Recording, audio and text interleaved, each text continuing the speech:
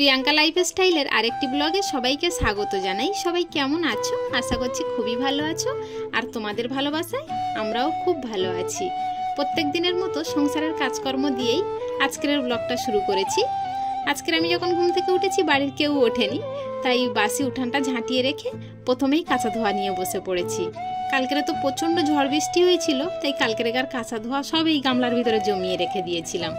তবে আজকের আবার সূর্যগ্রহণ, জানো, সারাদিন আকাশটা মেঘলা থাকবে। তা কি করব বলো, কাঁচা ধোয়া আর কত জমিয়ে রেখে দেবো।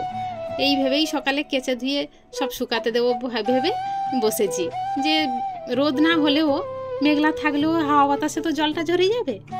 এই ভাবতে ভাবতে কাঁদছিলাম, তার মধ্যে দেখলাম শাশুড়ি মা ঘুম থেকে উঠে গিয়েছে। আমি আর ঘরে গিয়ে বিছানা তুলিনি, আগে কাঁচা ধোয়াটা সেরে নিচ্ছি। তবে পিছনের দিকে দেখেছো আমার ফুল গাছগুলো কি সুন্দর ফুল ফুটেছে, দেখতে পাচ্ছ তোমরা? তো যাই হোক, তোমাদের সঙ্গে গল্প করতে করতে কাঁচা ধোয়া তো প্রায় সেরেই ফেললাম। এরই মধ্যে তৃষ্ণার বাবা উঠে দাঁত ব্রাশ করতে করতে ওই যে বাইরের দিকে চলে গেল। কিন্তু আমার তৃষ্ণা এখনো ওঠেনি, জানো। ওকে না ডাকলেই উঠবে না, টেনে টেনে তুলতে হবে। চলো এই দেখো, তৃষ্ণাকে টেনে তুলে আর ওকে খেতে বসিয়েছি। তার মধ্যে আমি রান্নাটা সেরে নিয়েছিলাম। আজকে করেছিলাম ডিম তরকারি, তাই দিয়ে খেতে দিয়েছি। আর এখন বসিয়েছি ওকে পড়াতে। এত দুষ্টু ও না, ওকে যদি পড়তে বলি ও কিছুতেই পড়বে না। যে আমি অন্য কাজ করছি ও জোরে জোরে পড়বে, আমি কানে শুনতে পাবো, ভুল হলে বলে দেবো, সেটা কোনো দিন ওর কাছ থেকে তুমি উদ্ধার করতে পারবে না।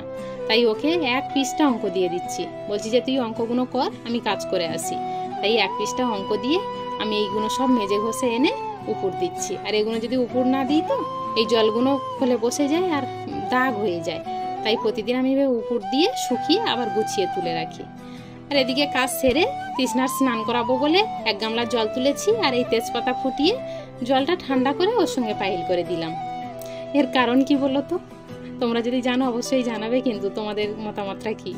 তবে আমি যতটুকুনি জানি, তৃষ্ণার প্রচণ্ড ঘাম হয় তো, তাই প্রতিদিন আমি এইভাবে স্নানটা করাই, তার ফলে ওর ঘামটা কম হয়, এই জন্য আর কি।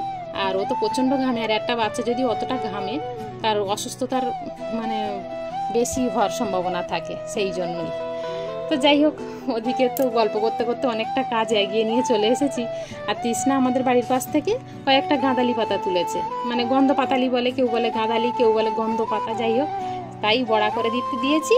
ও এখন তো খুব খুশি। আর ওকে তাই বলছি, ভাজা হয়ে গিয়েছে, তুই থালাটা ধোয়া, কেমন আমার হাতে ফোন ছিল, ওই জন্য ওকে তুলে দিলাম এইভাবে। আর ও খুব মানে এত মুখরোচক খাবার তো, ও খুব আনন্দ করছে।